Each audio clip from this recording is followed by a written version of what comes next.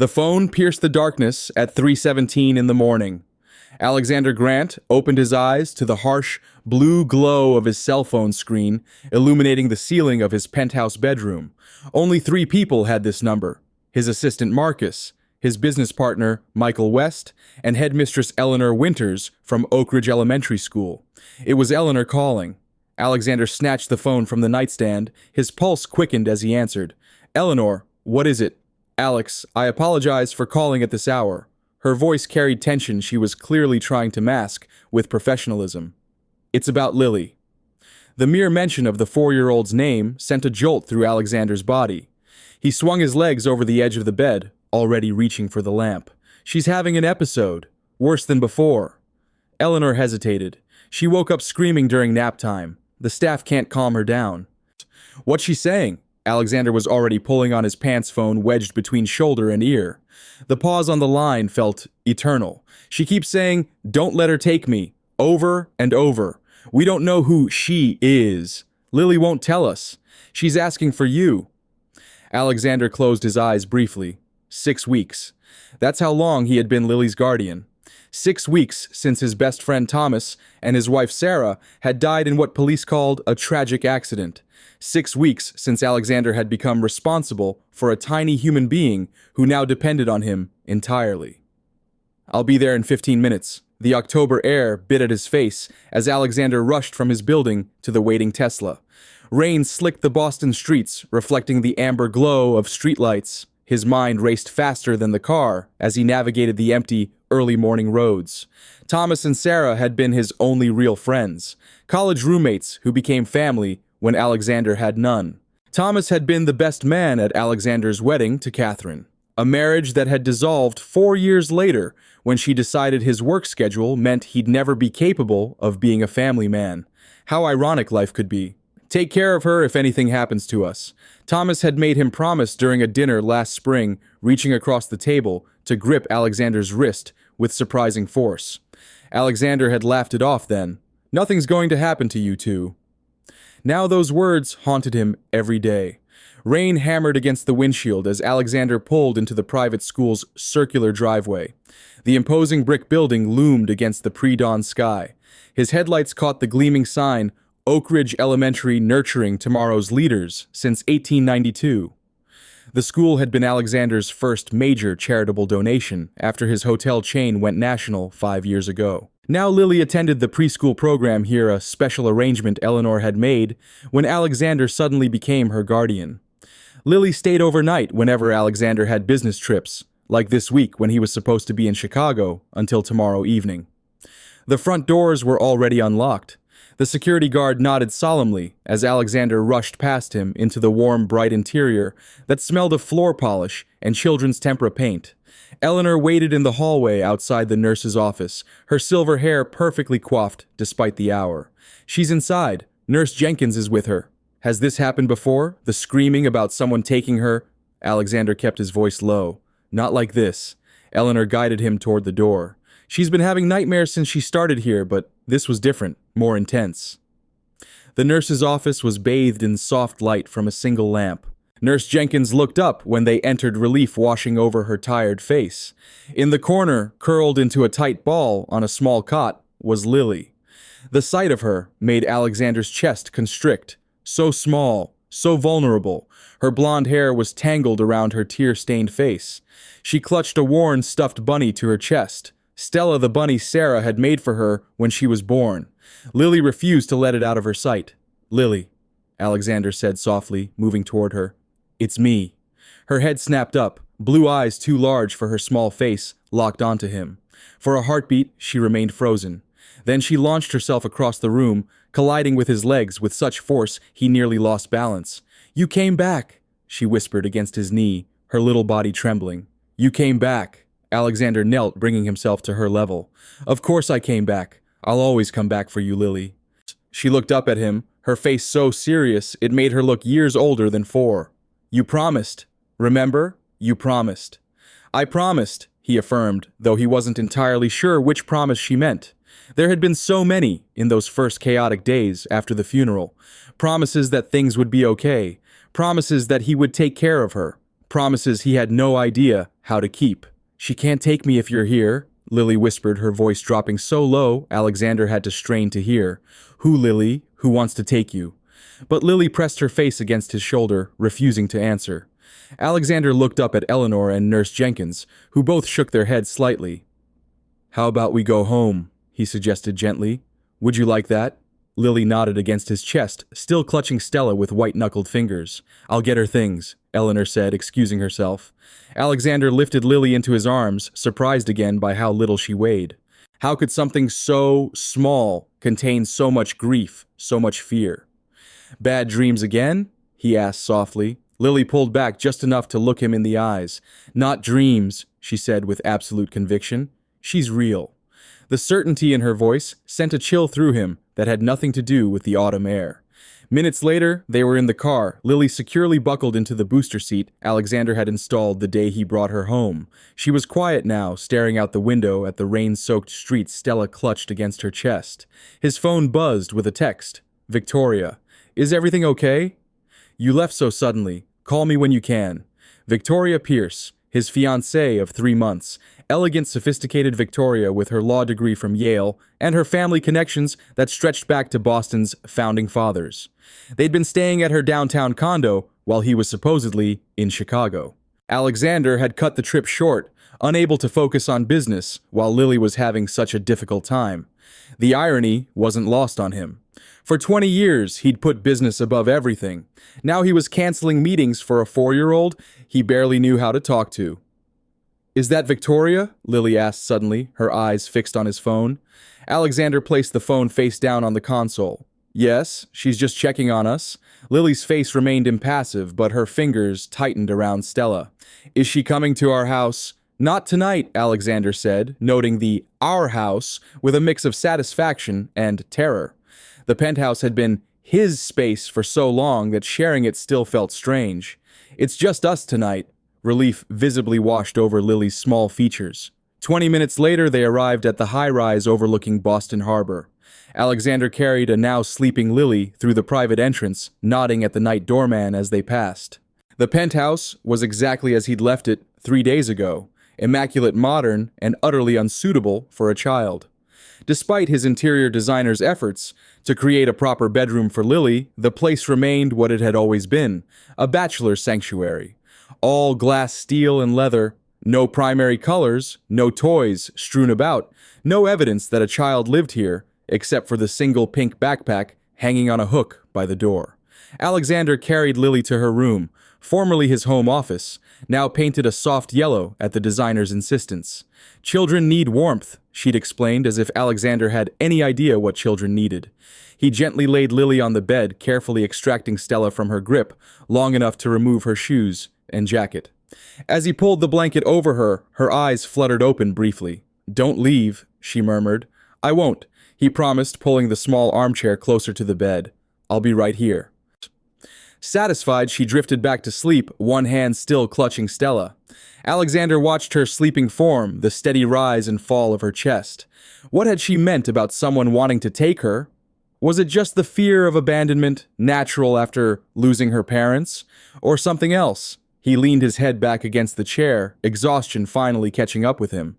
His phone buzzed again. Another text from Victoria. "Alex, please call. I'm worried." He silenced the phone without responding. Victoria would understand. She always did. That was one of the things he loved about her unflappable nature, her ability to adapt to any situation, including the sudden addition of a grieving 4-year-old to their carefully planned life together.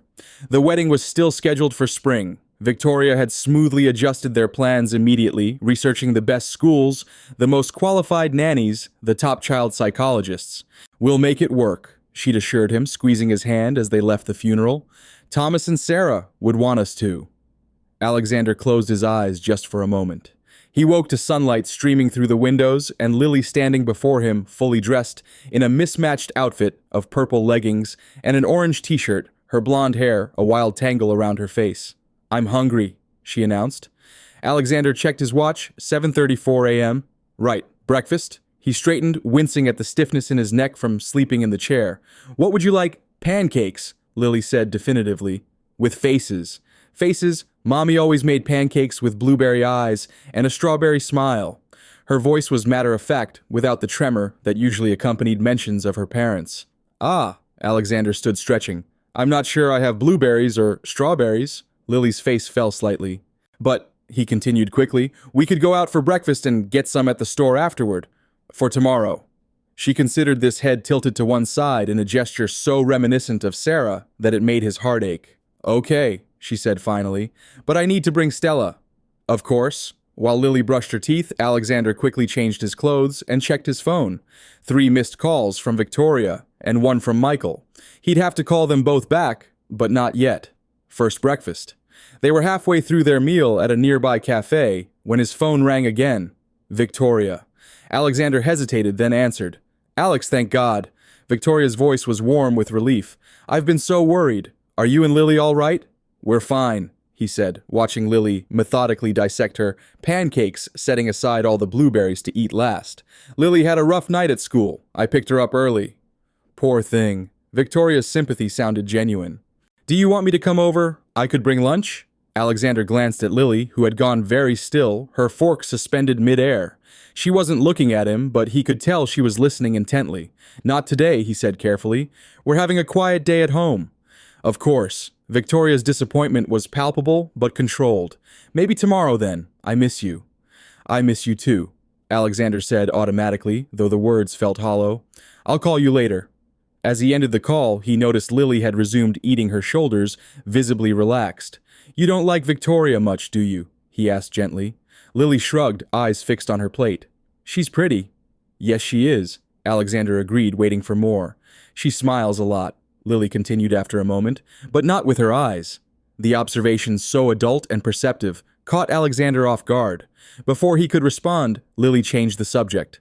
Can we go to the park after breakfast? The one with the ducks? Sure, he agreed, filing away her comment about Victoria for later consideration. The day passed in a blur of simple activities. The park where Lily solemnly fed ducks with bread the cafe had given them. The grocery store where she insisted on pushing the small, child-sized cart, carefully selecting fruit for tomorrow's pancakes. A bookstore where Alexander found himself buying far more children's books than seemed reasonable for one small child. Through it all, Lily remained watchful, serious beyond her years, clutching Stella with one hand, even as she went about these normal activities. Only occasionally did her face light up with genuine childhood delight, when a particularly bold duck waddled too close, or when Alexander agreed to buy a book about a rabbit that looked suspiciously like Stella. By late afternoon, they were back at the penthouse. While Lily arranged her new books on the shelf in her room, Alexander finally returned Michael's call. Where the hell are you? Michael demanded, without preamble. The Sanderson meeting started 30 minutes ago. Alexander pinched the bridge of his nose. I'm still in Boston. Family emergency. A beat of silence. Family? You mean the kid? Lily, Alexander corrected. Yes, she needed me. Michael sighed heavily. Alex, I know you're trying to do right by Thomas and Sarah, but we're in the middle of the biggest deal of the year. The Sanderson group isn't going to wait forever. They'll wait, Alexander said firmly. If they want our hotel chain in their portfolio, they'll wait a few more days. This isn't like you, Michael said, his tone softening slightly. You've never put anything ahead of business. Things change, Alexander replied, watching as Lily emerged from her room, Stella tucked under one arm, a book clutched in her free hand. Look, reschedule the meeting for next week. I'll be there. He ended the call before Michael could protest further. Will you read to me? Lily asked, holding up the book. Alexander nodded, settling onto the couch. Lily climbed up beside him, her small body fitting perfectly into the crook of his arm. As he began to read, he felt her gradually relax against him, some of the vigilance leaving her posture. This was new territory for him, comfort, security, routine. The very things he'd always claimed he was too busy to provide when Catherine had talked about having children. Yet here he was reading Goodnight Moon for the 3rd time that week, finding a strange peace in the simple repetition. The doorbell rang just as he turned the last page. Lily tensed, instantly clutching Stella tighter. It's probably just a package, Alexander assured her, though he wasn't expecting any deliveries. When he opened the door, Victoria stood there elegant as always, in a cream cashmere sweater and tailored slacks, her dark red hair swept into a perfect chignon. She held a large shopping bag in one hand. "Surprise," she said with a smile that didn't quite reach her eyes. "I know you said not today, but I thought you both could use some cheering up." She held up the bag. "Dinner from Salvatore's, your favorite." Alexander hesitated, caught between politeness and the promise of a quiet evening with Lily. Before he could decide, Victoria stepped smoothly past him into the apartment. "Hello, Lily," she called, her voice taking on the slightly higher pitch adults often use with children. "I brought dinner, and look." She reached into her purse and produced a small wrapped package. "A little something for you, too." Lily had retreated to the far end of the couch, Stella held protectively before her, like a shield. She didn't respond to Victoria's greeting, her eyes tracking the woman's every movement. "She's a little tired," Alexander explained, closing the door. "We had a long day." "Of course," Victoria said, moving toward the kitchen with practiced familiarity. "All the more reason for a nice dinner. You two relax while I set everything up." Alexander looked at Lily, who remained frozen on the couch. "Is this okay?" he asked quietly. "Victoria brought your favorite pasta." Lily's expression suggested pasta was hardly adequate compensation for Victoria's presence, but she gave a tiny nod. Dinner was an exercise in awkward silence. Victoria maintained a steady stream of cheerful conversation, describing a case she was working on, asking Lily gentle questions that received minimal responses, updating Alexander on the wedding planner's latest ideas.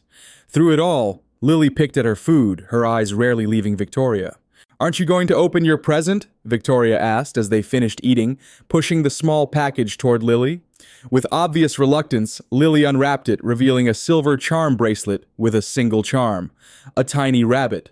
"It's like your bunny," Victoria said brightly. "Do you like it?" Lily stared at the bracelet, then at Victoria. "Stella isn't a rabbit. She's a bunny." Victoria's smile flickered, but held. "Of course, a bunny. My mistake." "Thank you for the bracelet," Lily said with mechanical politeness, setting it aside without putting it on. "May I be excused?" she asked Alexander, ignoring Victoria completely. "Sure," he said, recognizing the signs of Lily reaching her social limit. "Don't forget to brush your teeth." As soon as Lily disappeared down the hallway, Victoria's smile dropped. "She hates me." Alexander sighed, gathering the plates. "She doesn't hate you. She's just adjusting." "It's been 6 weeks, Alex." And Victoria stood, helping him clear the table. "I'm trying, but she looks at me like I'm going to steal her bunny and run." "She looks at everyone that way," Alexander said, though he knew it wasn't entirely true. Lily was reserved but polite with Eleanor, animated with Nurse Jenkins, and had even smiled at the doorman this morning. It was only Victoria who received this wall of silent suspicion. "She's been through a lot," he added. "Give her time." Victoria softened, moving around the table to slip her arms around his waist. "I know, I'm being impatient. It's just, this isn't what we planned." Alexander tensed slightly at the words, though he knew she meant nothing by them. "Plans change," he said, echoing his earlier words to Michael. "Of course they do," Victoria agreed quickly, reaching up to touch his face. "And we'll adapt. The three of us will make a beautiful family." The word family hung in the air between them, loaded with expectations and complications. "I should check on her," Alexander said gently, disengaging from Victoria's embrace. He found Lily in her bathroom, meticulously brushing her teeth. She had changed into pajamas, inside out and backwards, but he wouldn't correct her tonight. She was trying so hard to be independent. "All set for bed?" he asked when she finished. She nodded eyes, serious. "Is Victoria sleeping here tonight?" "No," Alexander assured her. "She's just visiting." Lily studied his face, as if checking for signs of deception. Finally satisfied, she padded to her bedroom, crawling under the yellow comforter. Alexander sat on the edge of the bed, tucking the blanket around her small form. "Would you like another story?" he asked.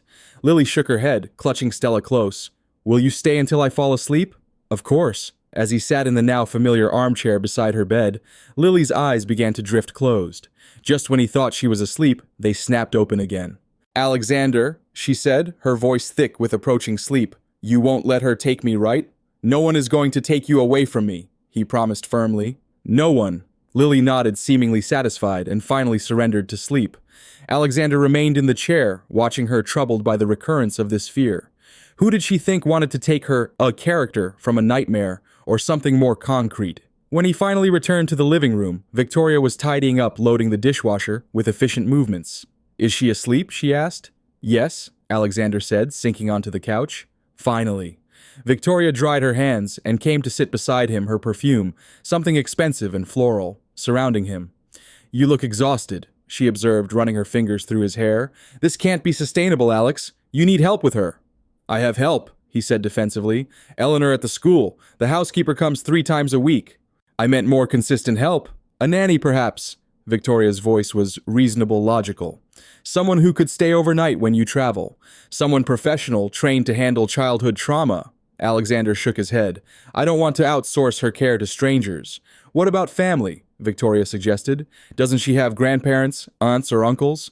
"No grandparents. Thomas's parents died years ago. Sarah's mother is in a care facility with advanced Alzheimer's." Alexander rubbed his eyes. "There's a cousin somewhere in Arizona, but they weren't close." "So it's just you," Victoria said softly. "Alex, this is a lot to take on alone." "I'm not alone," he said, taking her hand. "I have you." Victoria smiled, but something flickered in her eyes. Doubt, perhaps, or calculation. "Yes," she agreed after the briefest pause. "You do." Later, after Victoria had gone, Alexander found himself drawn back to Lily's room. She slept peacefully now, one arm flung above her head, the other still securely around Stella. On her nightstand sat the untouched silver bracelet from Victoria, the tiny rabbit charm, catching the light from the hall. Beside it was a framed photograph of Thomas and Sarah, their faces frozen in eternal happiness, at a beach somewhere, Lily a toddler, between them held aloft by their joined hands. Alexander picked up the photo, studying his friends' faces. What would they think of how he was handling this? Would they approve of his fumbling attempts at parenthood?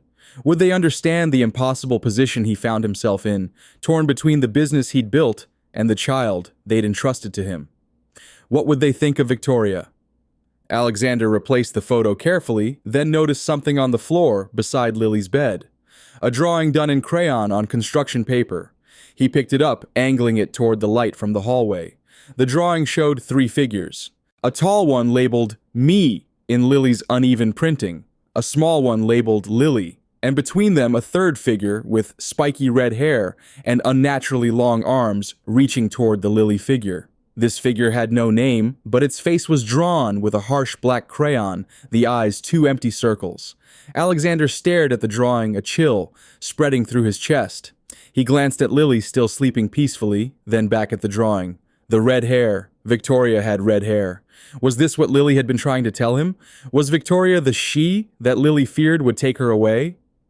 The idea seemed absurd. Victoria had been nothing but supportive since Thomas and Sarah's deaths. She'd rearranged her life to accommodate Lily, changed wedding plans, researched schools and therapists. Why would Lily fear her? Yet children had instincts adults often ignored. And Lily had been clear in her discomfort around Victoria from the beginning. Alexander folded the drawing and slipped it into his pocket, unsure what to do with this information, but certain he couldn't ignore it. As he turned to leave, Lily stirred slightly. "Stay," she murmured, still mostly asleep. Alexander hesitated, then lowered himself into the armchair again. "I'll stay," he whispered. "I'm not going anywhere." As he settled in for another night of uncomfortable sleep, Alexander's phone buzzed with a text. Victoria again. "Thinking of you both. Let's talk tomorrow about finding Lily some help. I know a wonderful child psychologist." Alexander stared at the message for a long moment before silencing the phone without responding. Something felt off, though he couldn't pinpoint what. Victoria was being helpful, concerned. The perfect partner as he navigated this unexpected territory of guardianship. So, why did her text make him uneasy? Across the room, Lily slept on one small hand, reaching out from under the covers, as if searching for something, or someone, in her sleep. Alexander gently tucked her hand back under the blanket, his decision crystallizing as he did. Whatever Lily feared, whoever she thought might take her away, he wouldn't let it happen. He had made a promise, to Thomas, to Sarah, and now to Lily herself. He would keep her safe, even if he wasn't sure what he was protecting her from. Outside the window, rain began to fall again, silver threads in the darkness. Alexander settled deeper into the chair, watching over Lily as the night deepened around them. Whatever came next, they would face it together. The drawing in his pocket seemed to weigh more than paper, should a reminder that not all threats were obvious, and not all promises were easy to keep. Morning arrived with weak October sunlight filtering through the clouds. Alexander woke with a jolt, momentarily disoriented to find himself in Lily's room again. The clock on the wall showed 6:43 a.m. Lily was already awake, sitting cross-legged on her bed, whispering secrets to Stella. She looked up when he stirred, her face serious as always. "You stayed all night," she observed. "I promised I would," Alexander replied, working the kinks out of his neck. A tiny smile touched Lily's lips, the first genuine smile he'd seen since the night at Oak Ridge. "We should make pancakes," she announced, with faces. "Yes, we should," Alexander agreed, rising stiffly from the chair. "And you know what I think will stay home today? No school, just us." Lily's eyes widened. "Really? Really? We can make pancakes, read books, maybe watch a movie?" The smile grew, transforming her solemn face into something that actually resembled a 4-year-old's. "Can we build a fort with blankets?" Alexander blinked, having no idea where that request had come from. "I suppose so. I've never built a fort before. Daddy taught me," Lily said, sliding off the bed, Stella clutched in one hand. "You need chairs and blankets and books to hold down the corners." "Books, of course," Alexander nodded seriously. "Lead the way, fort expert." As they headed to the kitchen to start breakfast, Alexander felt his phone buzz in his pocket. Without checking it, he knew it would be Victoria or Michael, or both, demanding his attention, his presence, his focus on the life he'd built before Lily. The life that now seemed increasingly distant and hollow. Let them wait, he decided, watching Lily carefully arrange blueberries into eyes on her pancake. Some promises mattered more than others, and he was only just beginning to understand which ones those were. The next morning began with pancakes and laughter, a temporary reprieve from the tension that had been building since Thomas and Sarah's deaths. Alexander watched in amazement as Lily meticulously arranged blueberries and strawberry slices into smiling faces on their breakfast. For a brief moment, she looked like any ordinary 4-year-old focused intently on her creation, the weight of her grief momentarily lifted. "Perfect," Alexander declared when she presented his plate with flourish. "You're not supposed to eat the face parts first," Lily instructed seriously. "That's the rule." Of course. Very important rule." Alexander nodded, committing this sacred pancake protocol to memory.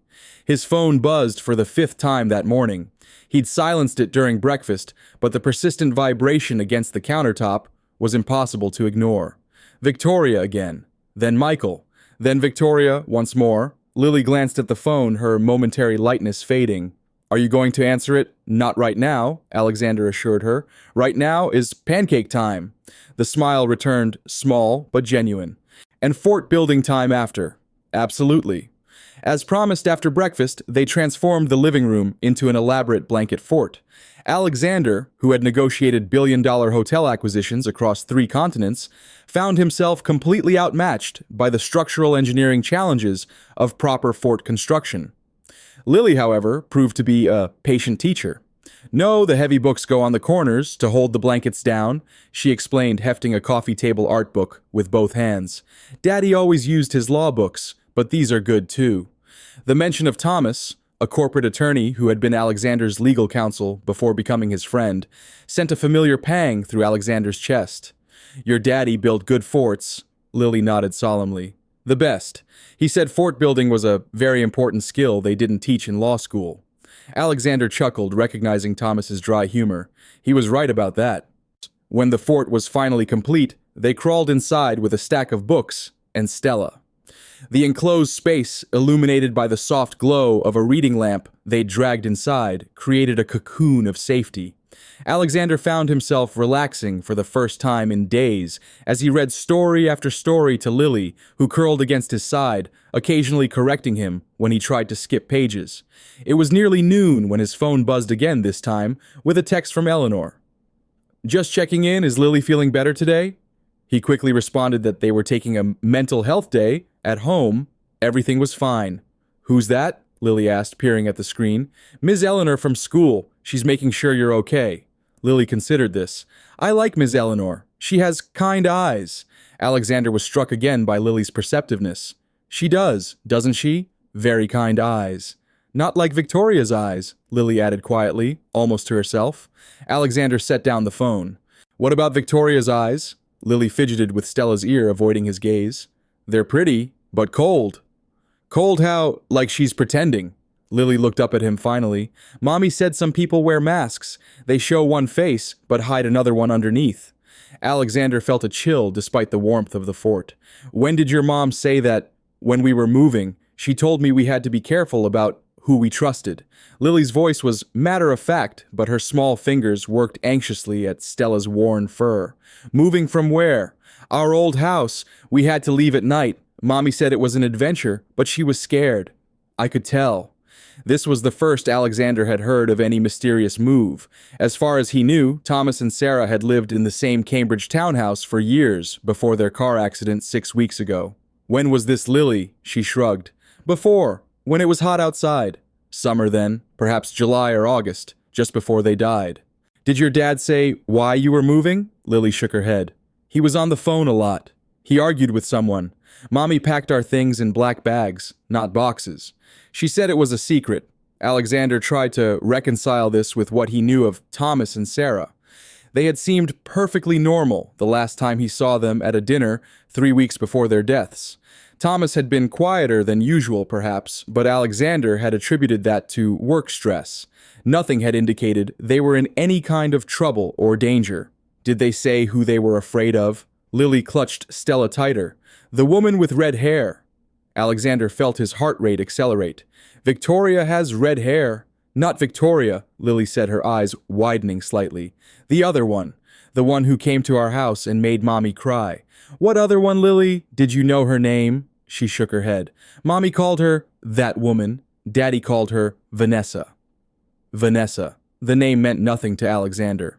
In all his years of friendship with Thomas and Sarah, he'd never heard them mention anyone by that name. Did you ever meet this Vanessa? Once. She came to the house when Mommy was alone with me. She had red hair like fire and a voice like ice. Lily's description was childlike, but vivid. She said she was Mommy's friend, but Mommy was scared. She sent me to my room, but I listened at the stairs.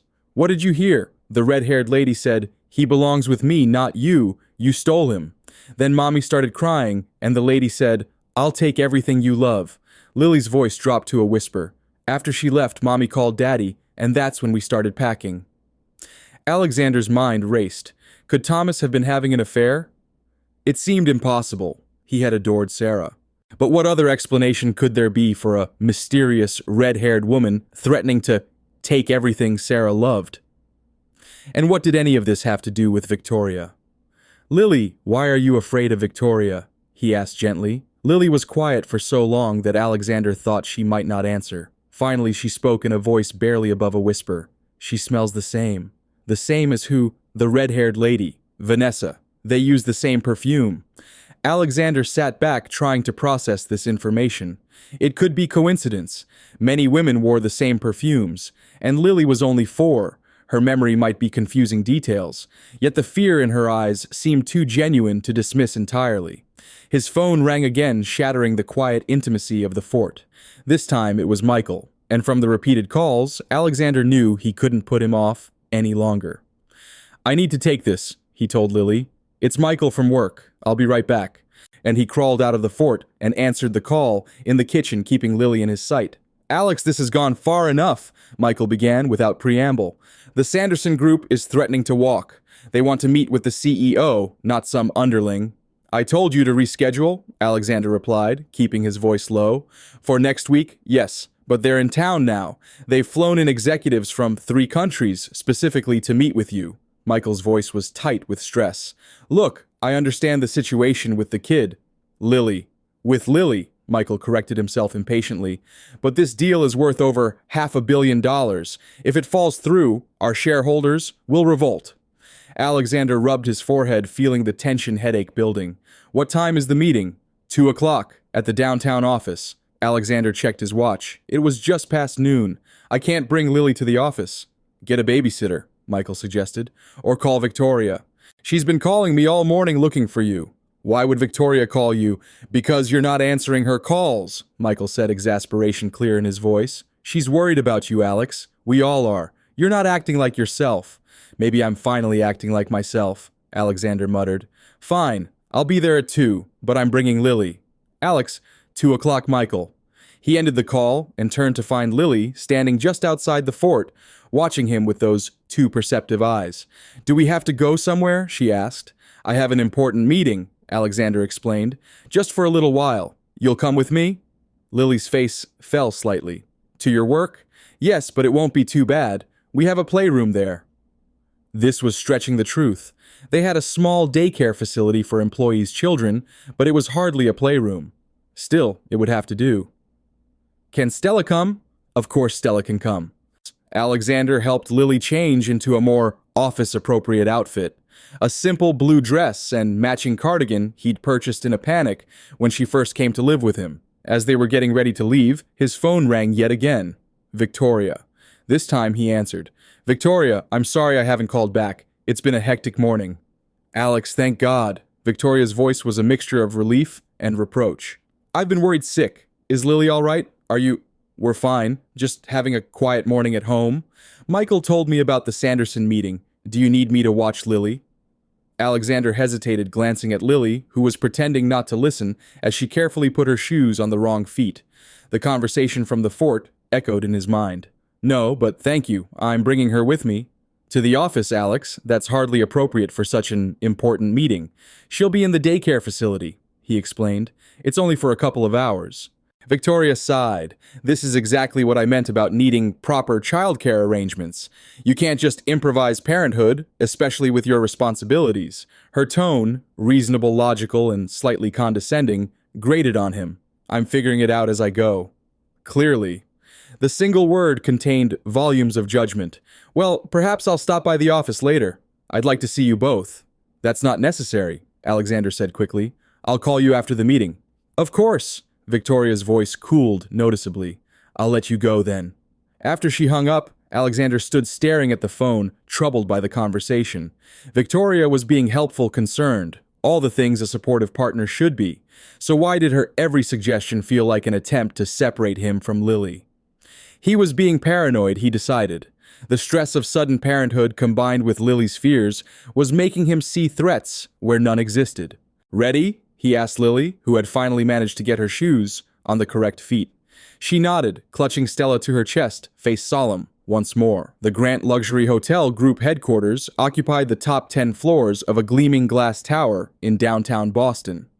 As Alexander guided Lily through the opulent lobby, he was acutely aware of the stares they attracted. The notorious workaholic CEO with a small child in tow was not a sight the employees were accustomed to seeing.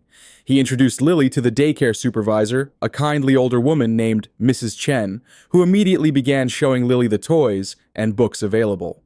Lily clung to Alexander's hand, reluctant to let go. "I'll be back very soon," he promised. "Mrs. Chen will take good care of you, and you have Stella." Lily finally nodded, though her eyes remained uncertain. "You promise you'll come back?" "I promise," Alexander said firmly. "Nothing could keep me away." The meeting with the Sanderson group dragged interminably. Alexander found himself checking his watch. Every few minutes, his attention divided between the PowerPoint presentations and thoughts of Lily alone in an unfamiliar place. "Mr. Grant, perhaps you could elaborate on your expansion strategy for the Asian market," Mr. Sanderson prompted, clearly having noticed his distraction. Alexander forced himself to focus. "Of course. As I was saying, we've identified key locations in Singapore, Tokyo, and Seoul." He was midway through his explanation when his assistant slipped into the room and handed him a note. "Urgent call from daycare," it read. Alexander's heart nearly stopped. "Excuse me, gentlemen," he said, rising abruptly. "I have an emergency to attend to. Mr. West will continue the presentation." Michael's face registered shock, then anger, but Alexander was already out the door. He took the stairs rather than waiting for the elevator racing down 3 flights to the daycare level. When he burst through the door, he found Mrs. Chen trying to comfort a hysterical Lily who was huddled in a corner, screaming. "What happened?" Alexander demanded, dropping to his knees beside Lily. "I don't know," Mrs. Chen said, her face creased with concern. "She was fine playing with the dollhouse. Then a woman came to the observation window. Many parents like to check on their children during the day. And Lily just started screaming. I couldn't calm her down."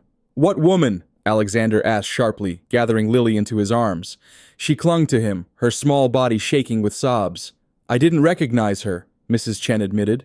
Red hair, very elegant. She said she was with you? Victoria, Alexander muttered.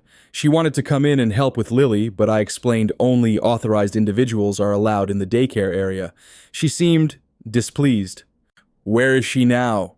She left after I called you, said she'd meet you upstairs. Alexander looked down at Lily, who had stopped screaming, but was still trembling against his chest. Lily was at Victoria at the window. Lily shook her head violently. Then who? The red-haired lady, Lily whispered, her voice ragged from crying. Vanessa, she found me. Alexander felt ice slide down his spine. Are you sure it wasn't Victoria? It was her, Lily insisted. She smiled at me through the window. Not a nice smile. She said, I found you. Mrs. Chen frowned. I didn't hear her say anything. The observation area is soundproofed. She didn't say it with her mouth, Lily explained, as if this should be obvious. She said it with her eyes. Alexander looked to Mrs. Chen. Can you describe this woman more specifically? Mrs. Chen thought for a moment. Tall, slim, very expensive-looking clothes, red hair pulled back, green eyes, I think. The description could have fit Victoria exactly, but it could also fit countless other women in Boston's financial district. Where's Stella? Lily suddenly asked, looking around frantically. Mrs. Chen pointed to a chair where the stuffed bunny sat. Right there, dear. You set her down when you started playing with the dollhouse. Lily scrambled out of Alexander's arms and ran to Stella, checking her over, as if looking for injuries. She's okay, she said, with palpable relief. Alexander made a quick decision. We're leaving. Mrs. Chen, thank you for your help. Of course, Mr. Grant. I'm sorry about what happened. Alexander gathered Lily's small backpack and took her hand. It's not your fault. As they waited for the elevator, Alexander texted his assistant to inform Michael he would not be returning to the meeting. Then he turned off his phone completely. Are we going home? Lily asked, still clutching Stella protectively. Not yet, Alexander said, an idea forming. We're going to see some friends of mine first. The office of Jenkins and Associates Private Investigations was located in a converted warehouse in South Boston. Alexander had used their services occasionally for business due diligence, but never for anything personal. Until now. Richard Jenkins, the firm's founder, looked surprised when his receptionist showed Alexander and Lily into his office. Mr. Grant, he said, rising from behind his desk, this is unexpected. I need your help, Alexander said without preamble.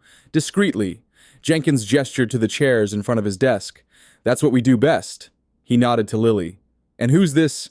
This is Lily. She's my ward. Alexander helped Lily into one of the chairs, where she sat silently watching Jenkins with wary eyes. I see. Jenkins sat back down. How can we help you today? Alexander took a deep breath. I need you to investigate someone. Thoroughly. Background history associates. Everything you can find. May I ask, who? Victoria Pierce. Jenkins's eyebrows rose slightly. Your fiancé? Yes. If Jenkins was surprised by the request to investigate Alexander's own fiancée, he hit it well. And what specifically are you looking for? Anything unusual? Discrepancies in her background? Previous names she might have used? And I need to know if she has any connection to a woman named Vanessa, who might have known my friends Thomas and Sarah Coleman. Jenkins made notes as Alexander spoke. The Colemans, they died recently in a car accident, correct? I read about it in the papers. Yes, Lily is their daughter. Alexander lowered his voice. I have reason to believe their deaths might not have been an accident. Jenkins set down his pen. That's a serious allegation, Mr. Grant. I know, that's why I'm here. I need facts, not speculation. And you think Ms. Pierce might be involved somehow? Alexander glanced at Lily, who was silently examining the snow globe on Jenkins' desk. I don't know. That's what I need to find out. Jenkins leaned forward. Mr. Grant, forgive my bluntness, but are you aware how this looks? A wealthy man suddenly becomes guardian to a child, then seeks to investigate his fiancée just months before their wedding. I'm aware it looks like cold feet, or worse, Alexander acknowledged, but this isn't about the wedding. It's about Lily's safety. Jenkins studied him for a long moment, then nodded. Very well, we'll be discreet. When do you need this information? As soon as possible. Today, if you can manage it. That's not much time for a thorough investigation. Start with the basics, Alexander suggested. Employment history, education, previous names, or marriages, and any connection to the name Vanessa. I'll put my best people on it immediately, Jenkins promised. Where can I reach you? Your office. No. Alexander wrote down his personal cell number. Call me directly, and please absolute discretion. No one can know about this investigation. Understood. As they left the investigator's office, Alexander checked his watch. It was nearly 5. Soon the business day would end, and he'd have to decide where to take Lily for the night. Going home seemed risky. Victoria had a key to his penthouse. A hotel would be the obvious choice, but that posed its own problems. As CEO of a luxury hotel chain, he was too recognizable. Word would get back to Victoria or Michael almost immediately. "I'm hungry," Lily announced as they got back into the car. "Me too," Alexander realized. Neither of them had eaten since the pancakes that morning. "Let's get some dinner." He drove to a small family restaurant in Cambridge, far from his usual haunts. The place was quiet, with checkered tablecloths and paper placemats for children to color on. Lily seemed to relax as she worked on her drawing, carefully selecting crayons from the cup the waitress had provided. "What are you drawing?" Alexander asked after they'd ordered. Lily held up the paper. "Our fort. See, that's you, and that's me, and that's Stella." The figures were childish stick drawings, but recognizable. Alexander smiled. "It's perfect. Can we build another fort tonight?" Lily asked hopefully. Alexander hesitated. "We might not be going home tonight, Lily. We might stay somewhere else." Her expression grew serious. "Because of the red-haired lady." "Yes, just to be safe." Lily nodded solemnly. "That's what Mommy and Daddy were doing too, staying somewhere else to be safe." "Do you know where they were staying?" Alexander asked, trying to keep his tone casual. Lily shrugged. "A house with blue shutters? By the water? Mommy said it was our secret house." Alexander's mind raced. Thomas and Sarah had never mentioned a second home. But if they were hiding from someone, they wouldn't have advertised its location. "Was it far from your regular house?" "We drove a long time," Lily recalled. "Through the night. I slept in the car." Not much help there. It could have been anywhere within several hours' drive of Boston. Their food arrived, temporarily distracting Lily from the conversation, as she methodically separated the different items on her plate so they wouldn't touch. Alexander considered their options. They needed somewhere safe to stay, somewhere Victoria wouldn't think to look. His phone buzzed in his pocket. He'd turned it back on after leaving Jenkins' office. A text from an unknown number. "Initial results ready. Call when convenient." Jenkins had found something already. Alexander felt a mixture of dread and anticipation. "Lily, I need to make a quick call. Keep eating okay." She nodded, focused on carefully cutting her chicken into precisely even pieces. Alexander stepped just outside the restaurant's entrance, where he could still see Lily through the window, and called Jenkins. "Mr. Grant," Jenkins answered promptly. "We've completed our preliminary research on Ms. Pierce." "What did you find?" "Several interesting discrepancies. First, her claimed educational background doesn't fully check out. She says she graduated from Yale Law in 2010, but there's no record of a Victoria Pierce graduating that year. However, there is a record of a Vanessa Richards graduating then." Alexander's grip on the phone tightened. Vanessa Richards. Yes, the physical description matches. Red hair, green eyes, similar height and build. Vanessa Richards changed her name to Victoria Pierce legally in 2012. No reason given for the change. What else? Ms. Pierce, or Ms. Richards, has been married twice before. Both marriages were to wealthy older men. Both ended when the husbands died unexpectedly. Alexander felt the ground shift beneath him. Died how? The first, Harold Grayson, died in 2014 of apparent heart failure at age 62. The second, Robert Pierce, from whom she kept the name, died in 2018 in a boating accident. Both deaths were ruled accidental or natural causes. And she inherited substantially in both cases, though there were some legal challenges from family members that were eventually settled out of court. Alexander leaned against the wall, his mind reeling. Any connection to Thomas or Sarah Coleman? Nothing direct yet. We're still digging into that. But here's something interesting. Vanessa Richards has a half-sister named Sarah. Different last name. Sarah Lawson, before she married. Sarah Coleman's maiden name had been Lawson. Are you saying Victoria, Vanessa, is Sarah Coleman's half-sister? It appears so. Same father, different mothers. Their father, James Lawson, was quite wealthy. He died in 2008, leaving the bulk of his estate to Sarah, his daughter from his first marriage. Vanessa, the daughter from his second marriage, contested the will, but lost. The pieces began falling into place with sickening clarity. Victoria, or rather Vanessa, had been pursuing Alexander not for himself, but for his connection to Thomas and Sarah, and possibly for his money, just as she had with her previous husbands. But what about Thomas and Sarah's deaths? Could she have been involved? Mr. Jenkins, I need you to look into the accident that killed Thomas and Sarah Coleman. Every detail.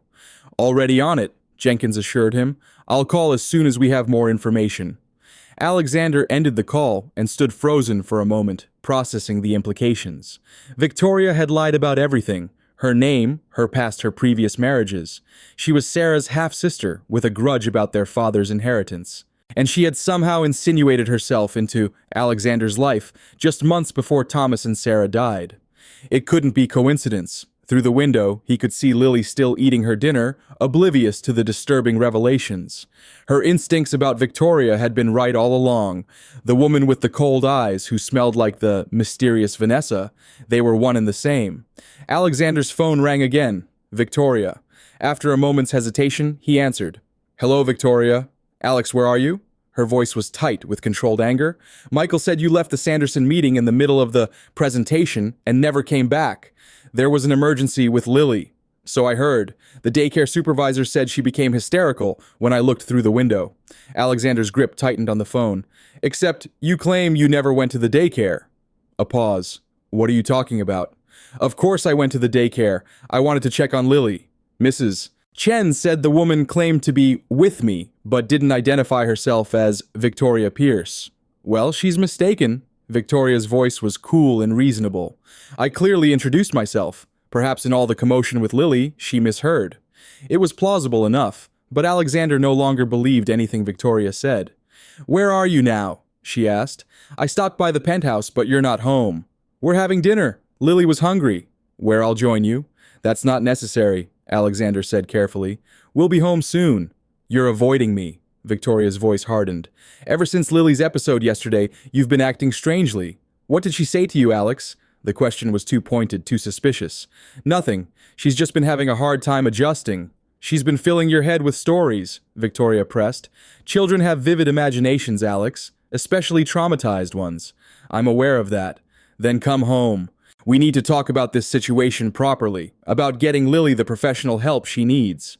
Alexander glanced through the window at Lily, who had finished eating and was back to coloring. I'll call you later, Victoria. We're still eating. Alex, he hung up, his decision made. They wouldn't be going back to the penthouse tonight, or possibly ever again if his suspicions proved correct.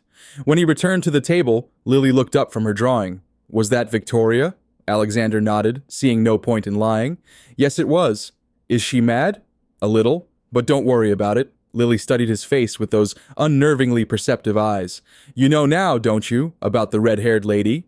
I know some things, Alexander admitted. I'm trying to learn more. Mommy said knowledge is power, Lily said seriously, but secrets can be dangerous. Your mom was very smart, Alexander agreed. Lily, do you remember any more about the blue house? The secret one, by the water? Anything that might help us find it? Lily thought hard, her small face scrunched in concentration. There was a lighthouse. I could see it from my window, and Mommy said we were safe there because it belonged to someone nobody knew about. A lighthouse narrowed it down somewhat. They had been somewhere on the coast, but New England had hundreds of lighthouses. Did they say whose house it was? Lily shook her head, then suddenly brightened. But Stella knows Mommy put the secret in Stella to keep it safe. The secret is in Stella, Alexander repeated, confused. Lily nodded emphatically. Mommy sewed something inside Stella. She said if anything happened, I should show Stella's secret to you. Alexander looked at the worn, stuffed bunny sitting on the table. Can you show me this secret? Lily picked up Stella protectively. Not here. Mommy said only in a safe place. Okay, Alexander agreed, his mind racing. We'll find a safe place. The waitress approached with the check. Everything tastes good. It was delicious, thank you, Alexander said, handing over his credit card. As the waitress walked away, Alexander realized his mistake. Using his credit card would create a record of their location. A record Victoria could potentially access, given her apparent resourcefulness. Actually, he called after the waitress, I'll pay cash instead. He settled the bill, with cash leaving a generous tip, and guided Lily out to the car. Night had fallen and the temperature had dropped. Alexander helped Lily with her coat, his mind working through their options. They needed somewhere safe to stay while Jenkins completed his investigation. somewhere Victoria wouldn't think to look, and somewhere Lily would feel secure enough to reveal Stella's secret. As they got into the car, Lily clutched Stella to her chest and looked up at Alexander with complete trust. "Where are we going now?" Alexander made a snap decision. "We're going to find that blue house, Lily, the secret one by the water. Can you help me remember how to get there?" The lighthouse stood as a silent sentinel against the night sky, its rhythmic beam sweeping across the darkened waters of Cape Ann. Alexander watched it through the windshield of his parked Tesla, the navigation system long since turned off. They had been driving for nearly 3 hours, following Lily's fragmented memories and instincts rather than any precise directions. "Is this familiar?" he asked, glancing at Lily in the rearview mirror. The child leaned forward in her booster seat, her eyes fixed on the lighthouse. "Yes," she whispered, clutching Stella tighter. "That's the one I could see from my window." Alexander surveyed the scattered houses along the shoreline, searching for blue shutters in the dim coastal moonlight. It was past 10 now, well past Lily's bedtime, but the child showed no signs of fatigue. If anything, she seemed more alert than ever, her small body tense with anticipation. There, Lily suddenly pointed toward a small cottage set back from the road. The blue house. Alexander peered through the darkness. The cottage was modest, nestled among pines with a clear view of the ocean. Even in the moonlight, he could make out the weathered blue shutters flanking each window. An unassuming retreat, not the kind of place anyone would associate with Thomas Coleman, corporate attorney with a Cambridge townhouse. "Are you sure?" Alexander asked. Lily nodded with absolute certainty. "That's where Mommy and Daddy took me. The secret house." Alexander pulled onto the narrow gravel drive, cutting the headlights as they approached. The cottage appeared vacant, no lights visible from within. He parked behind a stand of trees that concealed the car from the main road. "Stay here for a moment," he instructed Lily, unbuckling his seatbelt. "I'll check if it's safe." "The key is under the white rock by the back door," Lily said matter-of-factly, "the one shaped like a heart." Alexander felt a surge of hope. If Lily remembered such a specific detail, this truly might be the right place. He approached the cottage, cautiously skirting its perimeter, checking windows for any signs of occupation or disturbance. The property appeared untouched, as if waiting for its owners to return. At the back door, Alexander found exactly what Lily had described, a white, heart-shaped rock, nestled among others in a small garden. Beneath it lay a single key. The lock turned smoothly. Alexander held his breath as he pushed the door open, half expecting an alarm, but silence greeted him. He fumbled for a light switch, and a soft lamp illuminated a cozy kitchen, clean but clearly unused for weeks. A thin layer of dust covered the countertops. Alexander returned to the car, his heart pounding with a strange mixture of relief and dread. "It looks empty," he told Lily, helping her unbuckle, "but stay close to me." Lily climbed from the car, Stella clutched firmly in one arm, while her other hand gripped Alexander's. "It feels sad," she observed as they approached the house. "It misses Mommy and Daddy." The simple statement lodged in Alexander's throat like a physical thing. "I miss them too," he managed to say. Inside the cottage revealed itself as a simple 3-bedroom retreat filled with modest, comfortable furnishings. Nothing fancy or ostentatious, just a quiet hideaway that showed evidence of hasty occupation. A child's drawing lay on the coffee table. A coffee mug remained in the sink. Books were stacked on an end table beside a reading chair. "This was my room," Lily said, tugging Alexander toward the smallest bedroom. Inside, a twin bed with a yellow comforter stood beneath a window that indeed offered a clear view of the lighthouse in the distance. A few stuffed animals were arranged on the bed, as if waiting for Lily to return. She climbed onto the bed and placed Stella among her old companions. "We're home, Stella," she whispered to the worn bunny. Alexander felt his chest tighten. This wasn't home, not really. It was a hiding place, a temporary refuge that Thomas and Sarah had secured before their deaths, before what he now suspected was their murder. "Lily," he said gently, sitting beside her on the bed, "you said your mom put a secret inside Stella. Can you show me now?" The little girl hesitated, her fingers nervously stroking Stella's tattered ear. "It's for emergencies," she said. "Mommy said only if something bad happened. I think this qualifies as an emergency," Alexander said softly. Don't you? Lily nodded solemnly. She turned Stella over and lifted the bunny's dress to reveal a small, nearly invisible seam along the back. With careful fingers, she pulled at the stitching until it gave way, revealing a slim USB drive nestled among the stuffing. Mommy put it inside during bedtime stories, Lily explained. She said it was our insurance policy. Alexander stared at the small device, scarcely larger than a postage stamp. Insurance policy, a term Sarah, a former insurance adjuster, would naturally use. But insurance against what or whom, may I? He asked, holding out his hand. Lily relinquished the drive with obvious reluctance. Daddy said it would keep us safe, but it didn't work. The words hit Alexander like a physical blow. Sometimes bad things happen even when we try to prevent them, he said, struggling to find an appropriate response. But that doesn't mean we shouldn't try. He slipped the drive into his pocket, making a mental note to find a computer as soon as possible. Let's check the rest of the house. They moved from room to room, Alexander searching for any additional clues, while Lily reacquainted herself with the space, occasionally pointing out details with the remarkable memory that only small children possess. That's where Daddy spilled coffee and said a bad word. Mommy's pretty shell collection was here. This is where we played pirate ship when it rained. Each casual observation tightened the vice around Alexander's heart. This had been a happy place, despite the circumstances that had driven them here. Thomas and Sarah had tried to make their hiding feel like an adventure for Lily. In the master bedroom, Alexander found a desk with a laptop.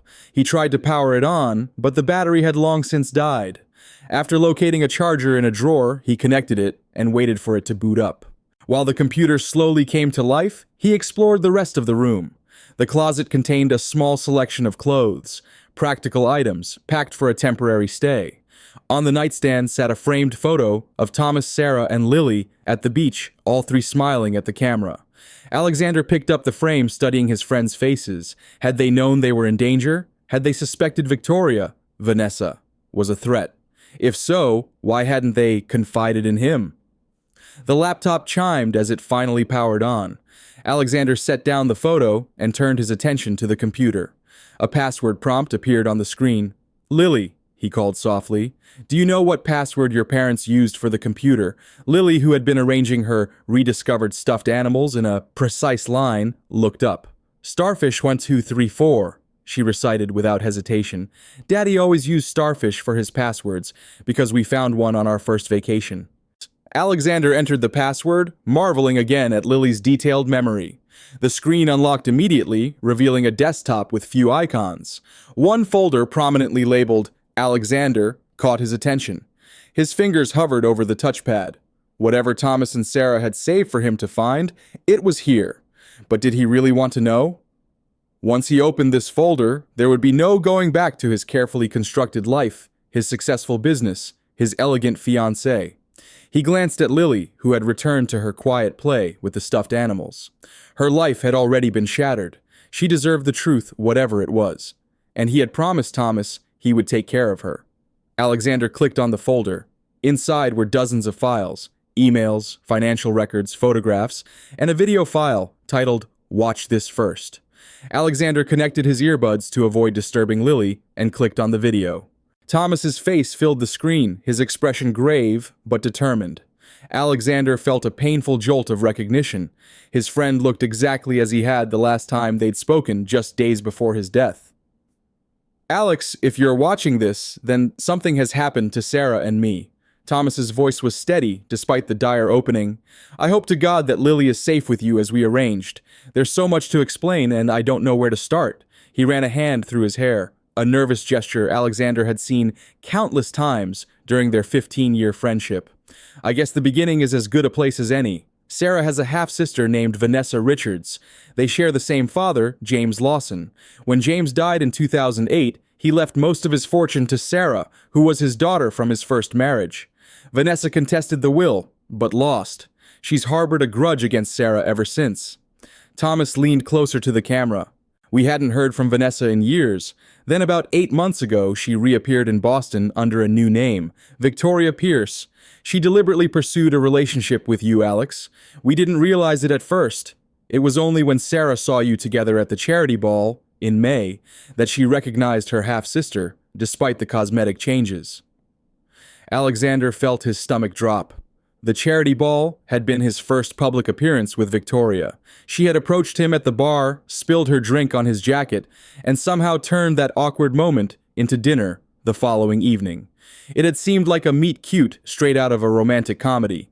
Now he realized it had been carefully orchestrated. "We didn't tell you immediately," Thomas continued, his expression apologetic. "We wanted proof of her intentions first. Sarah hired a private investigator who uncovered disturbing information. Vanessa, Victoria, has been married twice before to wealthy men who both died under suspicious circumstances. She inherited significantly each time." The parallels to what Jenkins had discovered were chilling.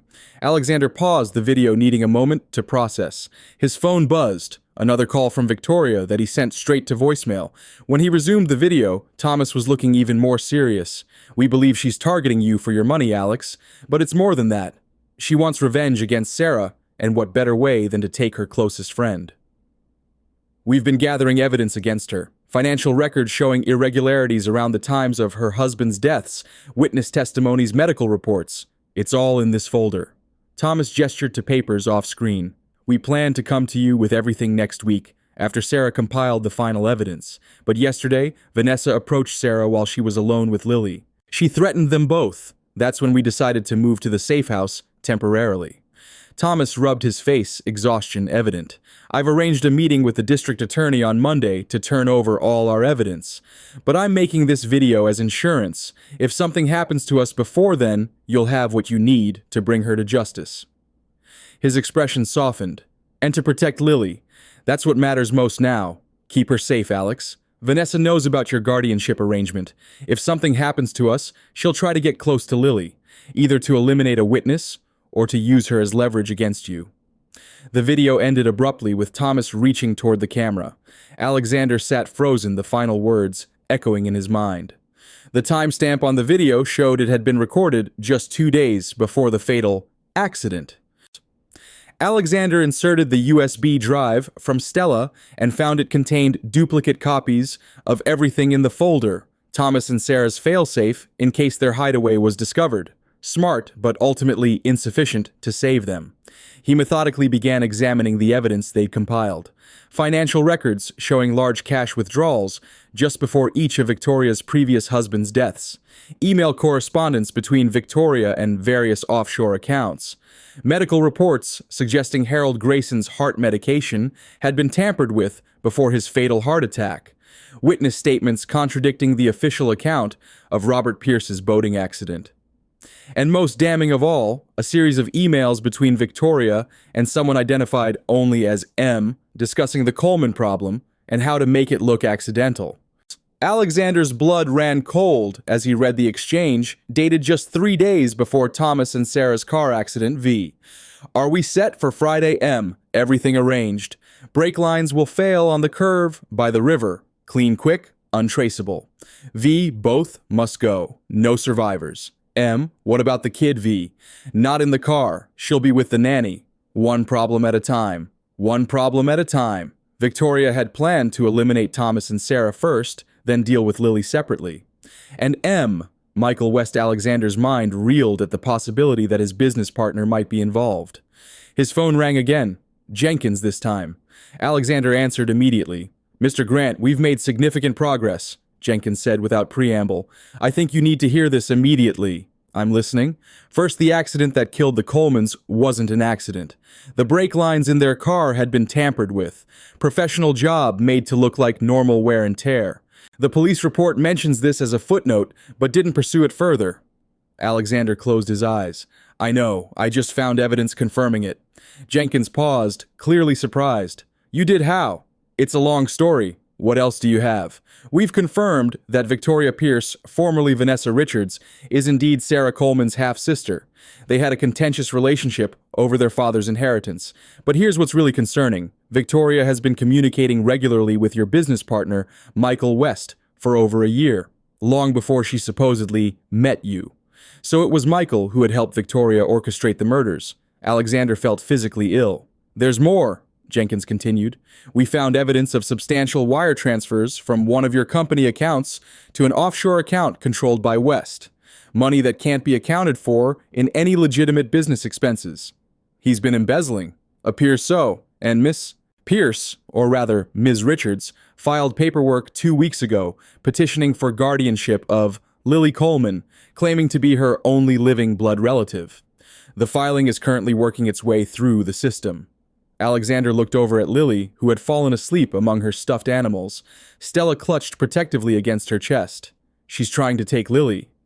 It seems so. Mr. Grant, given what we've discovered, I strongly advise you to contact the authorities immediately. Alexander considered this. Not yet. I need more time to organize all this evidence, and I need to ensure Lily's safety first. Where are you now? Is Lily with you? Yes, she's with me. We're somewhere safe. Alexander was reluctant to disclose their location, even to Jenkins. Mr. Grant, if what we've uncovered is accurate, you're dealing with 2 people who have already committed murder and have significant resources at their disposal. They won't hesitate to come after you both. I know. That's why we're staying off the grid for now. Keep digging, Jenkins. I'll call you in the morning with next steps. After ending the call, Alexander returned to the evidence on the laptop, copying everything to the USB drive. He needed to organize it coherently before approaching the authorities. If Victoria had connections in local law enforcement, and given her apparent resources she might, he couldn't risk his concerns being dismissed. Alexander's phone buzzed with a text from Victoria. Alex, I'm worried. Please call. Whatever Lily has told you, remember she's a traumatized child with an active imagination. We need to talk. The calculated manipulation in the message made his skin crawl. For months he had been charmed by this woman, impressed by her poise and intelligence, attracted to her beauty and sophistication. He had planned to marry her, and all along she had been plotting murder, embezzlement, and God knew what else. His phone rang again. Michael this time. Alexander let it go to voicemail, then listened to the message. Alex, what the hell is going on? The Sanderson deal is falling apart without your input. Victoria's frantic. She says you've disappeared with the kid. Whatever's happening, we need to talk. Call me. Michael's voice betrayed no hint of his duplicity, the practiced concern of a sociopath, Alexander realized. For 15 years, Michael had been his trusted partner, helping build Grant Luxury Hotels from a single boutique property into an international chain, all while apparently plotting with Victoria to steal from the company and murder Alexander's closest friends. The betrayal cut deep, but Alexander pushed the emotional response aside. Right now, he needed clarity and focus. Lily's safety depended on it. A small sound from the doorway caught his attention. Lily stood there, hair tousled from her brief sleep, Stella dangling from one hand. I had a bad dream, she said simply. Alexander closed the laptop. Come here, he said, opening his arms. Lily padded across the room and climbed into his lap, her small body fitting perfectly against his chest. The red-haired lady was chasing us, she whispered, but you wouldn't let her catch me.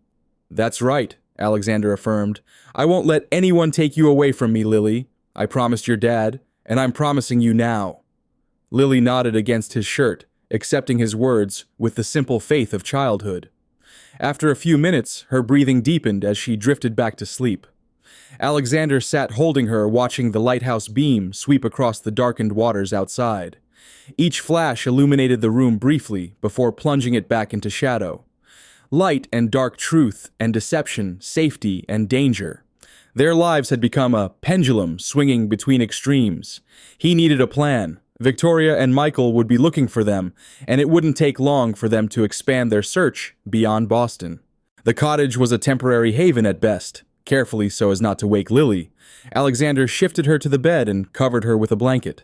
He returned to the laptop and composed an email to his personal attorney, Eleanor Hayes, attaching copies of the most critical evidence and a detailed explanation of the situation.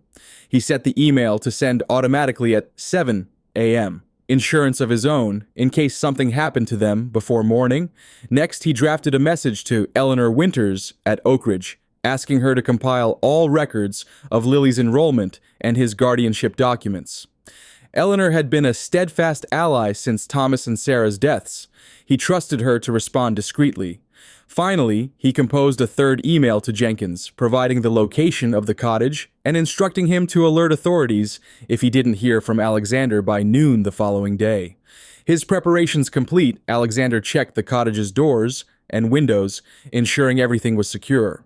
The remote location provided some protection. The nearest neighbor was a quarter mile down the shore, but he didn't underestimate Victoria's determination or resources.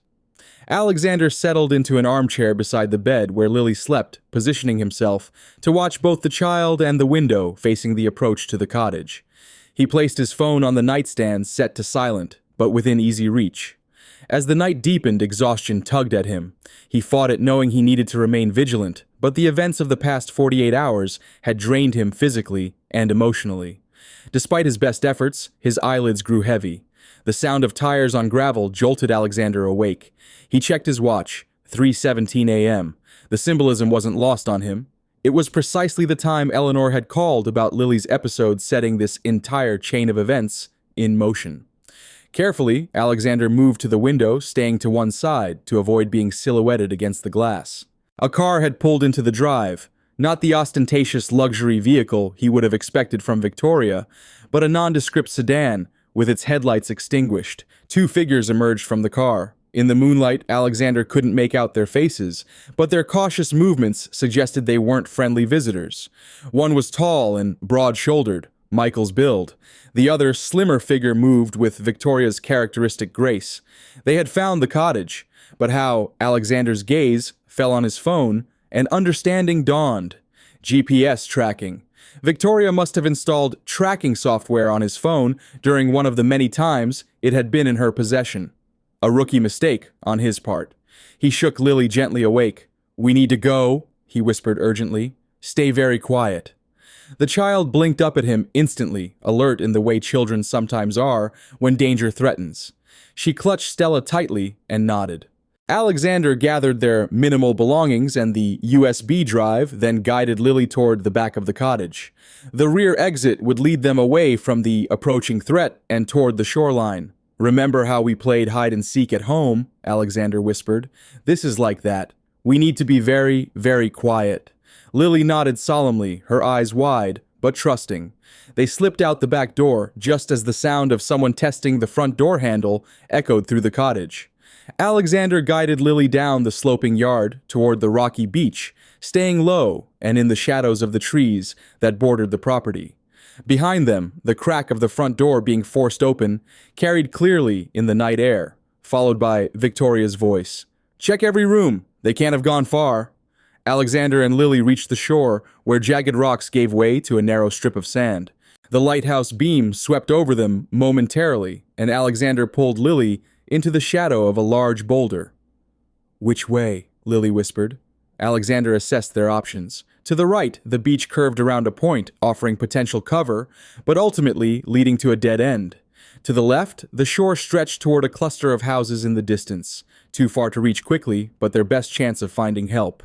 "Left," he decided, pointing toward the distant lights, "but we need to stay close to the trees, not on the open beach." They began making their way along the shoreline, Alexander carrying Lily when the terrain grew too difficult for her small legs. The night air was cold, and he wrapped his jacket around her, acutely aware of how unprepared they were for this impromptu escape.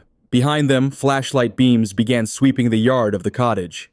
Alexander quickened their pace, struggling to maintain his footing on the uneven ground while carrying Lily. "I see footprints," Michael's voice carried across the beach. "They went this way."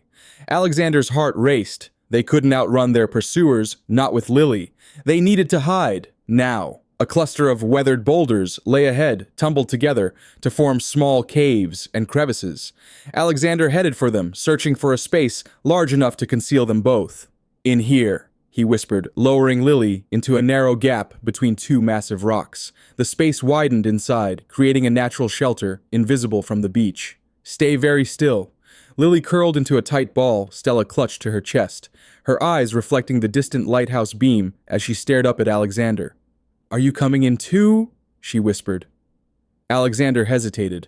The space was too small for both of them, and he needed to lead their pursuers away from Lily. "I'll be right back," he promised. "Don't come out until I call for you, no matter what you hear." "Okay." Lily's lower lip trembled, but she nodded bravely. "I'll protect Stella." "That's my girl." Alexander brushed a hand over her hair, then turned away before she could see the fear in his eyes. He moved away from Lily's hiding place deliberately, leaving clear footprints in the damp sand, then doubled back through the water to mask his approach to a different cluster of rocks 50 yards away.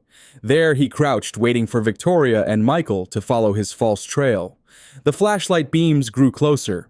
Alexander could make out their silhouettes now, Victoria in what appeared to be a practical dark outfit rather than her usual elegant attire, and beside her, unmistakably, Michael West. "He can't have gone far with the brat," Victoria was saying, her voice carrying in the still night air. "The GPS shows his phone is within 100 yards of here." Alexander patted his pocket, realizing too late that he'd left his phone near the bed in the cottage. "Another amateur mistake? What's the plan when we find them?" Michael asked, his voice tense. "We separate them," Victoria replied coldly. "You handle Grant. I'll take care of the child." "We agreed no harm would come to the kid," Michael protested, surprising Alexander. "This wasn't part of the deal." "Plans change," Victoria snapped. "The girl has seen me. She knows too much. She's 4 years old. She's old enough to identify me, just like she was old enough to see me at her parents' house. Why do you think I had to eliminate Thomas and Sarah so quickly? The brat recognized me." The casual admission of murder sent rage coursing through Alexander's veins, but he forced himself to remain still. Lily's safety depended on his ability to think clearly. "Look over there," Michael pointed toward Alexander's deliberate tracks. "Footprints." They moved toward the false trail, their flashlights illuminating the disturbed sand. Alexander used their distraction to circle behind them, working his way back toward Lily's hiding place. He needed to get her away from the beach, entirely up to the road, where they might flag down a passing car. He had nearly reached the cluster of boulders where he'd hidden Lily when he heard her scream. Alexander sprinted the remaining distance to find Victoria already there, reaching into the crevice, her face contorted with triumph as she dragged a struggling Lily out by one arm. "Let her go!" Alexander roared, charging forward. Victoria spun around, yanking Lily in front of her as a shield. In her free hand gleamed a small pistol, now pointed directly at Alexander. "Stop right there," she commanded. "One more step, and this ends badly for everyone." Alexander froze, his eyes locked with Lily's terrified ones. Stella had fallen to the sand, forgotten in the struggle. "How did you find her?" he demanded, playing for time, searching desperately for an opening. Victoria's smile was cold. "Children are so predictable. When threatened, they hide. I simply checked the most obvious hiding spots." She tightened her grip on Lily, making the child whimper. "Now let's discuss our situation like reasonable adults." Michael appeared behind Alexander, breathing hard from running. "Jesus, Vanessa," he said, using Victoria's real name. "Put the gun down. This has gone too far." Victoria's eyes flashed dangerously. "Shut up, Michael. You're in this as deep as I am. Or have you forgotten the money you've siphoned from the company, the evidence connecting you to the Coleman's accident? I never agreed to hurting a child," Michael insisted, moving to stand beside Alexander rather than against him. "This ends now." Victoria laughed, the sound brittle in the night air. "How noble! But it's far too late for redemption, Michael. For either of you." She shifted her aim from Alexander to Michael, her intent clear. Alexander seized the momentary distraction to lunge forward, his focus entirely on breaking her hold on Lily. The gun discharged with a deafening crack that echoed across the water. Michael fell backward with a grunt of pain, clutching his shoulder. Alexander collided with Victoria, knocking her off balance and breaking her grip on Lily. "Run!" Alexander shouted to Lily, grappling with Victoria for control of the weapon. Victoria fought with surprising strength, her manicured nails raking across Alexander's face as she struggled to bring the gun to bear. They fell together onto the sand, rolling dangerously close to the water's edge. The gun discharged again, the bullet burying itself harmlessly in the sand. Alexander managed to grip Victoria's wrist, slamming her hand against a rock until her fingers opened, reflexively releasing the weapon. Victoria's face contorted with fury. "You have no idea what you're up against," she hissed. "I've spent a year planning this, the perfect revenge. Sarah took everything from me, and now I'll take everything from her, starting with her precious daughter and her best friend." "Sarah never took anything from you."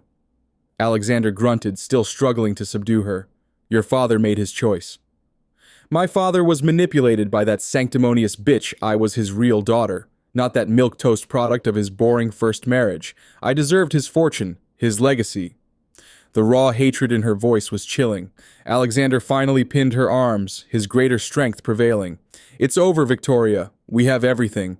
The evidence from Thomas and Sarah, your emails planning their murder, your previous husbands. You'll spend the rest of your life in prison." A strange calm settled over Victoria's features. "You think you've won check on your precious Lily." Alexander's blood ran cold. He glanced around frantically, realizing he'd lost sight of the child during the struggle.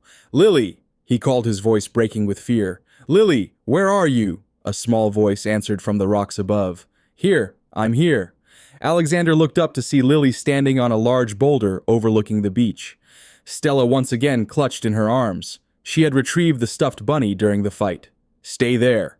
Alexander commanded, relief washing through him. "Don't move." Victoria used his moment of distraction to break free, scrambling away from him toward the discarded gun that lay just beyond Michael's outstretched hand.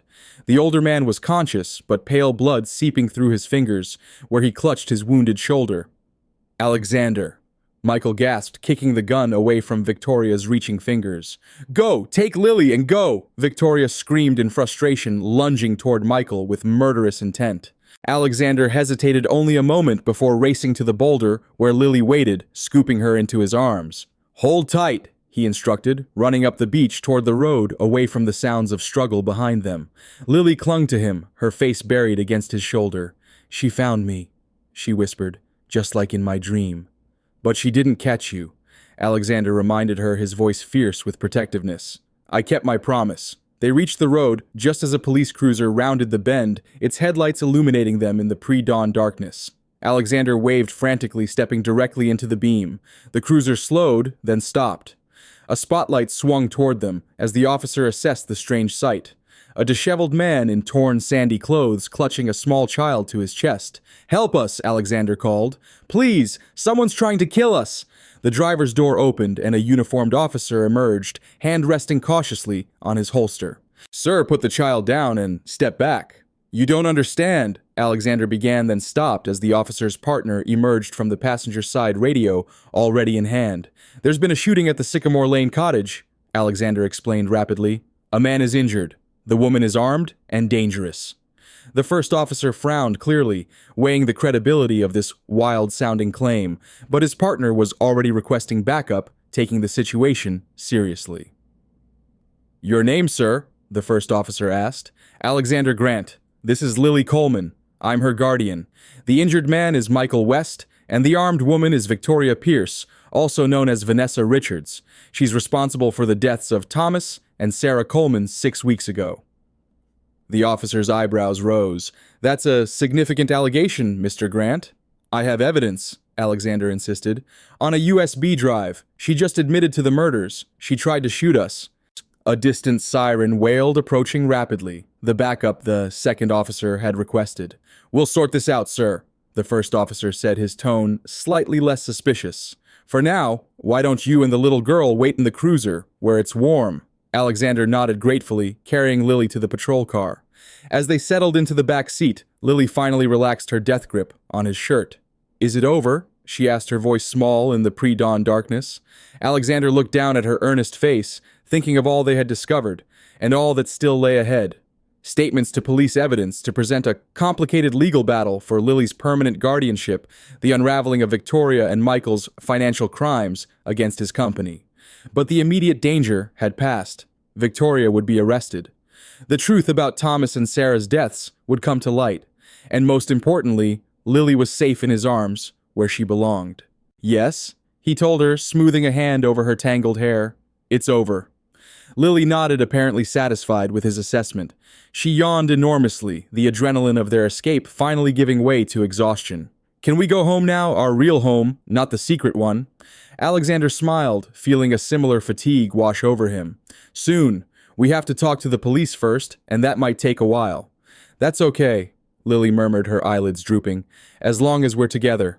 Always," Alexander promised, watching as more police cars arrived, their lights painting the dawning sky in flashes of blue and red.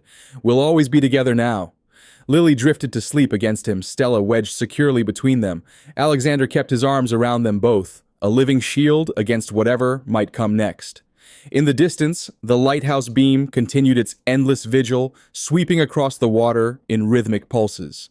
Light and dark, truth and deception, danger and safety. The pendulum had finally swung toward safety, toward truth, toward light. Alexander closed his eyes, briefly offering a silent thanks to Thomas and Sarah for their foresight, their courage, their love for Lily that had transcended even death. They had provided the means for their daughter's protection, trusting Alexander to follow through when the moment came. He had kept his promise. The forgotten promise, made casually over dinner, had become the guiding principle of his life. And now, as the sun began to rise over the Atlantic, casting golden light across the water, Alexander knew with absolute certainty that whatever challenges lay ahead, they would face them together. Lily stirred slightly in her sleep, a small smile touching her lips as she dreamed.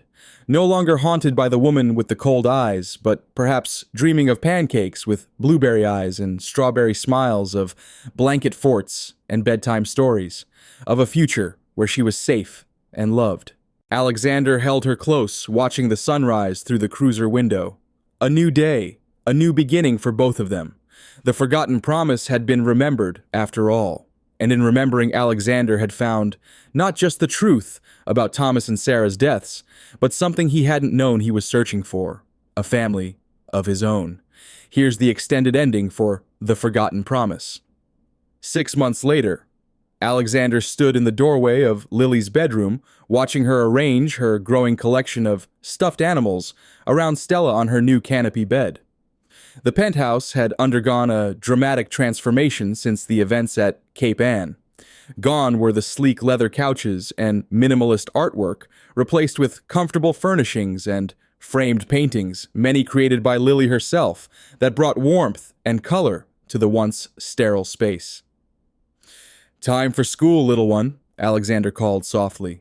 Lily looked up, her face brighter and more animated than it had been in those first dark weeks after losing her parents. "Can I bring my new book for sharing time?" "Of course," Alexander smiled, remembering how he'd once known nothing about elementary school rituals like sharing time. Now he was an expert on school lunches, field trip permissions, and the precise way Lily liked her hair braided on picture days. The criminal case against Victoria had moved with surprising speed, driven by the overwhelming evidence Thomas and Sarah had compiled. Victoria Pierce, or Vanessa Richards, as she was now officially known in court documents, faced multiple charges: 2 counts of first-degree murder for Thomas and Sarah, attempted murder for Alexander and Lily, and conspiracy charges for her previous husband's deaths that had been reopened based on the new evidence.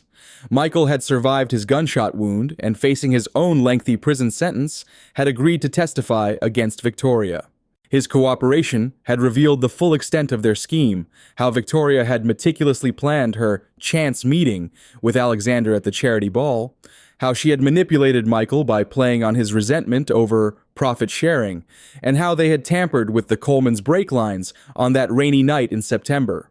In exchange for his testimony, Michael received a reduced sentence of 15 years. The company he and Alexander had built together was now under new management, with Alexander stepping back from day-to-day operations to focus on what mattered most, Lily. The custody battle had been Alexander's greatest fear, but Victoria's arrest had eliminated that particular threat.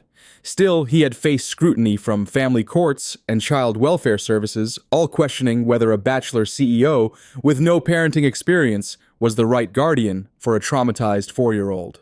Eleanor Winters from Oak Ridge had been his champion, providing testimony about his dedication to Lily since the very beginning.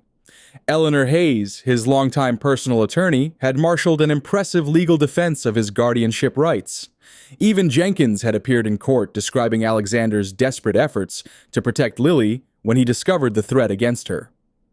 3 months after Cape Ann, the judge had made it official. Alexander Grant was Lily's legal and permanent guardian. "Will we have pancake faces this weekend?" Lily asked, slipping her small hand into his as they walked toward the elevator. "Absolutely, with extra blueberries for the eyes." Their morning routine had settled into comfortable familiarity breakfast, together the drive to Oak Ridge, where Alexander now served on the school board, and then his workday spent at a small office he'd established near the school, rather than the downtown headquarters that held too many painful memories of betrayal. They no longer lived in fear. Victoria remained in custody, awaiting trial, denied bail due to her extensive resources and flight risk. The nightmares that had plagued Lily's sleep had gradually subsided, though occasionally she still crawled into Alexander's bed during thunderstorms. The penthouse doorman greeted them with a warm smile as they crossed the lobby. "Good morning, Miss Lily. Mr. Grant?" "Morning, Frank," Lily chirped, swinging her and Alexander's joined hands. "I learned to tie my shoes yesterday. Did you now? That's quite an accomplishment." Alexander watched the exchange with quiet joy. This building, once merely his residence, had become their home. The staff, who had previously known him only as the reserved workaholic tenant in the penthouse, now greeted them as family. As they stepped outside into the crisp autumn air, Alexander reflected on the promise he had made to Thomas. A promise that had once felt like an impossible burden, but now was the cornerstone of his life. He had promised to care for Lily, to keep her safe, to be the parent she needed. Some promises, he now understood, weren't burdens at all, but gifts disguised as responsibility. The forgotten promise had given him what his wealth and success never could: a family, a purpose beyond profit margins, a home filled with blanket forts and bedtime stories and pancakes with smiling faces. "Ready for a great day?" he asked as he helped Lily into her booster seat. She nodded, her blue eyes, so like Sarah's, bright with anticipation. "Ready, and then we come home." "Yes," Alexander agreed, his heart full. "Then we come home." For that was what they had built together from the wreckage of tragedy, not just a place to live, but a home. And not just a legal guardianship, but a family. The forgotten promise, remembered and honored, had saved them both.